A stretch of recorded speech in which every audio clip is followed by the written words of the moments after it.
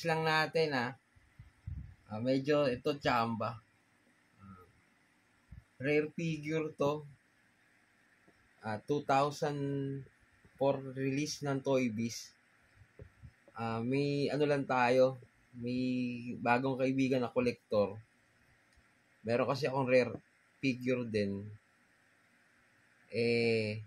Doubles ko naman yung kumbaga dalawa. Wala siya. Nung gusto niya magkaroon, di rin siya makakita. So, nagkasundo kami ng swap. Ito naman meron siya. Ito sinwap niya sa akin. Tagal ko rin naghahanap na ito eh.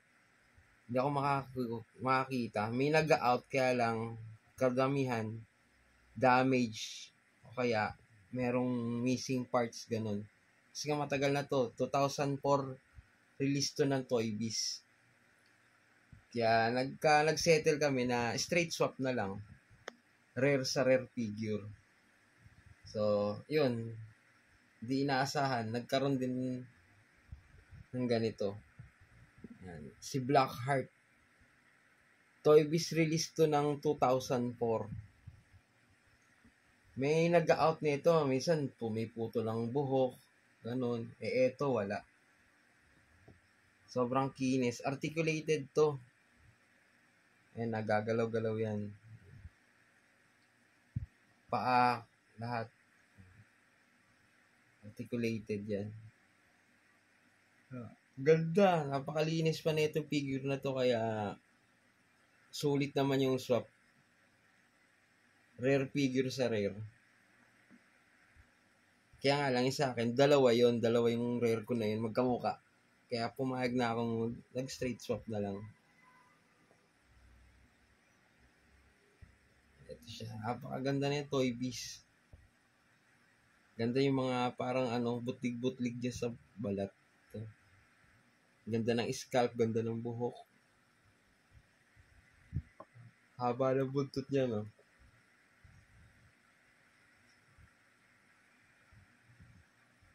Si Blackheart. Pangalan nito Blackheart. Articulated. Ito na. Tutupi itong siko na to. Ab crunch. Nagagalaw to. Maganda. Chamba lang yung kakahabol niya doon sa rare figure ko. Rin. Kumbaga, patas lang. Hindi naman tayo lugi. Kaya patol na. Tagal ko rin naghahanap na ito eh. Dark Wave to ng release ng Dark Wave ng Toy Biz 2004. Ganda. Sulit na sulit.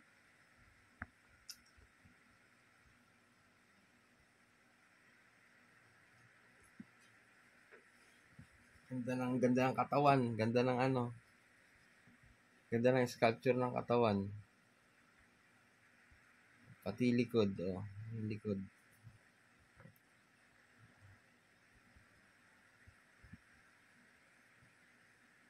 Ayan, kuko. Ayan. Yung paa niya is articulated yung paa niya. Nagagalaw. Nagagalaw yan. Ito nagagalaw din to. May mga joint yan. Kaya may bago na namang ampon.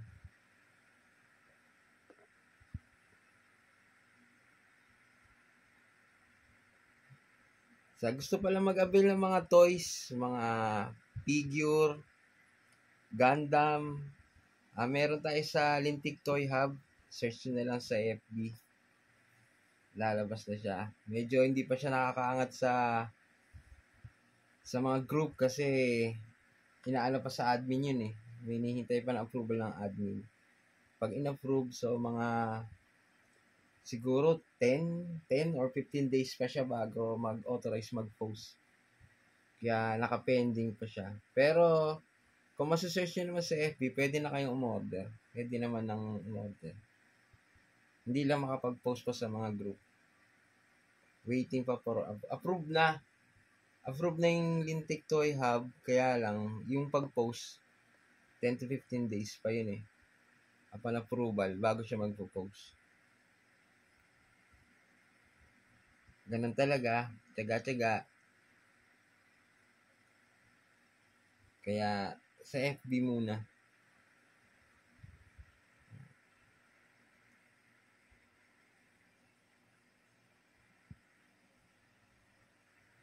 Yan mga boss, meron ng Itim na Puso. 2004 release Toy Biz. Black Heart.